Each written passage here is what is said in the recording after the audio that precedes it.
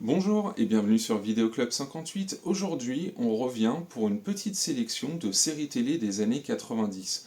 Donc là, un peu plus ma génération que celle des années 80. Je vais découvrir ces séries en même temps qu'elles sortent et je vais tomber tout de suite accro de ces séries-là. Donc je voulais revenir avec vous sur 5 séries télé des années 90. On commence avec X-Files. Alors X-Files ultra connu.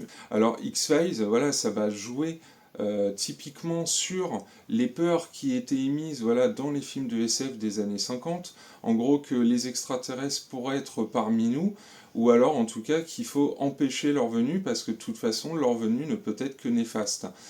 X-Files, on va suivre deux agents du FBI qui vont être toujours envoyés sur des enquêtes un peu particulières et essayer de voir si elles ont un lien ou pas avec les extraterrestres ou voire même du paranormal.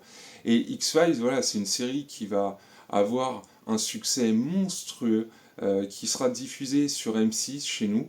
Et voilà, les épisodes passés en prime le soir, c'est un événement.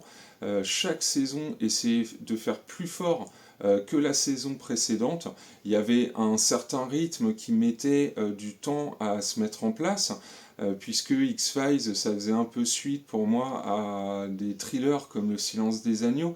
Donc c'est vrai qu'on a un rythme, attention, qui n'est pas du tout le rythme des séries de maintenant, mais je trouve que plus on avance dans la série, et plus les enjeux vont être importants, et les épisodes pour moi qualitatifs. C'est vraiment une série que je trouvais qui s'améliorait avec le temps.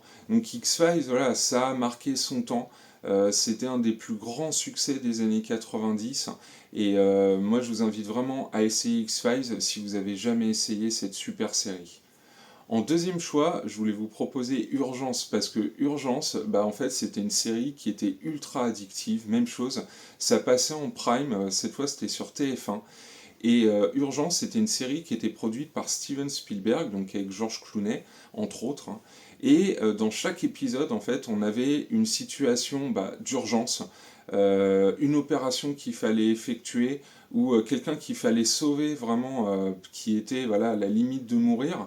Et en fait, à côté de ça, on avait aussi des événements de soap, voilà, pour essayer de nous accrocher la psychologie des personnages, des couples qui se mettaient en place, mais c'était pas trop exagéré et l'accent était toujours mis de toute façon sur l'urgence. Là-dessus, je pense que Urgence, on pourrait plus le comparer à un Dr House qui, lui, doit résoudre un cas par épisode. Là, c'était un peu la même chose. Mais il y avait un véritable rythme dans Urgence qui était propre à cette série. À l'époque, il n'y avait pas d'équivalent. Mais maintenant, on a des émissions de télé, des reportages vraiment pris sur le vif, justement pour nous montrer des urgences, hein, alors qu'à l'époque, il n'y avait pas d'émission consacrée à ça. On savait que les urgences c'était quand même un métier très particulier et très compliqué, mais on n'avait pas de série consacrée à ça. Et voilà, Urgence, c'était une série qui était très galvanisante, tu attendais l'épisode chaque semaine parce que tu avais envie de savoir quelle allait être l'urgence à traiter cette semaine-là. Et en plus, s'il se passait des choses au niveau des personnages qui étaient vraiment intéressantes, bah là, t'étais encore plus accroché dans l'épisode, quoi.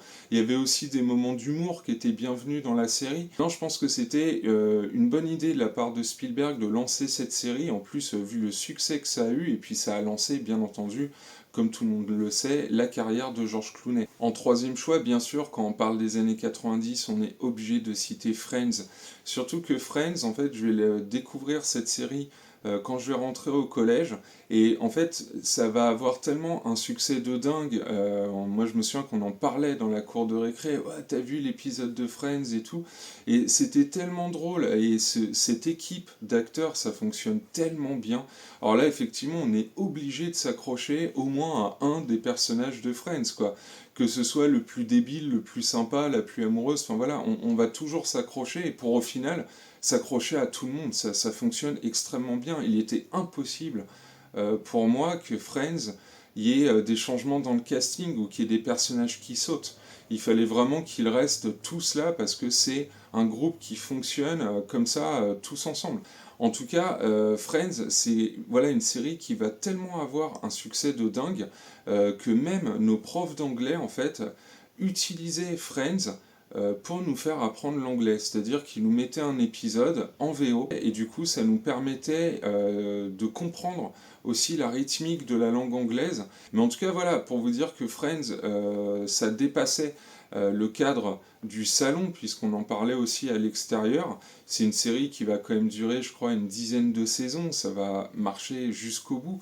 Et c'est une série, je trouve, qui baisse pas vraiment en qualité, en fait. Je trouve que les saisons se suivent, se ressemblent un petit peu sur certains points, mais en fait, je trouve qu'on ne se lasse pas de cette équipe de Friends, et Friends est sûrement l'une des séries télé des années 90 les plus cotées, les plus connues, et qui est encore diffusée maintenant, et je suis sûr diffusée avec succès. C'est une série qui amènera toujours un nouveau public à se pencher dessus. En quatrième plaisir coupable, moi je suis très attaché à la série Dinosaures. Donc une série qui va mettre en scène à la sitcom une famille américaine moyenne, hein, le papa est bûcheron, la mère mère au foyer, avec leur tripoté de gamins, avec leur caractère particulier, le grand frère, la petite sœur, le bébé, enfin voilà, on est vraiment dans une structure archi connue.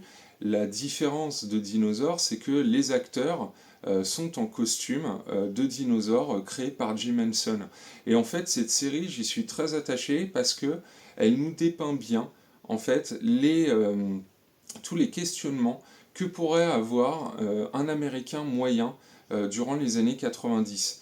C'est vrai qu'il y a énormément d'épisodes où on va parler de la notion d'héritage, on va parler avec vraiment un sous-texte très fin, éventuellement d'homosexualité, de comment est-ce qu'on accepte la différence éventuelle de son propre fils à ce sujet. Y a des choses concernant le monde du travail, y a quand même beaucoup de sujets qui sont abordés, mais je trouve que c'est fait avec un ton tellement léger et c'est tellement réussi. Et puis les créatures de Jim Henson, moi je suis fan. Et il y a très peu de saisons hein, de dinosaures qui existent, hein, mais c'est une série qui a quand même très très bien marché, qui a eu plein de récompenses justement pour ce que je vous ai dit, parce qu'il y a énormément de sous-textes dans chaque épisode de cette série, et je trouve que c'est pareil, un truc qui fonctionne plutôt bien. C'est une équipe qui fonctionne bien, donc moi je ne connais pas la tête des comédiens en fait qui sont sous les costumes, j'ai jamais voulu chercher à savoir, même avec Internet, parce que pour moi ça casserait la magie. En fait, Dinosaure, voilà, je trouve que c'est une série qui est magique aussi parce que je n'ai toujours vu cette série que via ces personnages en costume, donc je trouvais hyper vivant. Et là, pour le coup, j'ai pas voulu me casser la magie sur ce truc. Donc voilà, je voulais vous proposer la série Dinosaure que votre enfant peut voir, mais que vous pouvez suivre aussi, parce que comme je vous l'ai dit, il y a des choses très intéressantes dedans. Et en dernier choix, bien sûr, je vais vous proposer ma série préférée tout court, mais donc qui date des années 90, la série des Contes de la Crypte. Alors les Contes de la Crypte, c'est très connu, vous avez un nombre incalculable de grands réalisateurs, de scénaristes, même de musiciens, de directeurs de la photo, et je ne parle pas du casting incroyable qu'il y a à chaque épisode dans cette série. C'est vraiment un regroupement de talents incroyables qui ne s'est quasiment jamais refait, à part une exception. Je reviendrai dessus sûrement sur une vidéo consacrée aux séries télé des années 2000. Mais donc cette série, Contes de la Crypte, moi, voilà, c'est ma série favorite.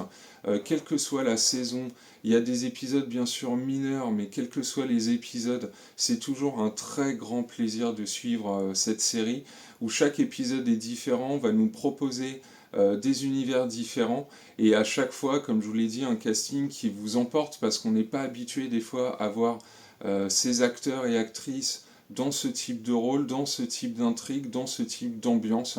Donc c'est très très très réjouissant, et je vous le dis pour ceux qui sont plus branchés cinéma, il y a de très bonnes surprises quand on regarde les génériques des Contes de la Crypte, hein, à chaque fois qu'un épisode s'ouvre.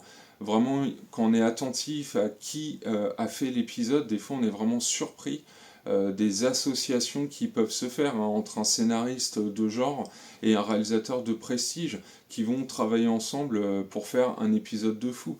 Enfin, et les Contes de la Crypte, pour moi, c'est ça. C'est ça de la première saison à la dernière saison. Et donc j'étais obligé de citer les Contes de la Crypte parmi voilà, mes séries préférées des années 90, mais clairement, elle, c'est ma préférée tout court, toute époque confondue. Donc en tout cas, je vous remercie beaucoup d'avoir suivi cette sélection de séries télé des années 90. J'espère que ça vous a plu et que ça vous donnera éventuellement envie de les revoir. Et je vous dis à très bientôt pour une nouvelle sélection.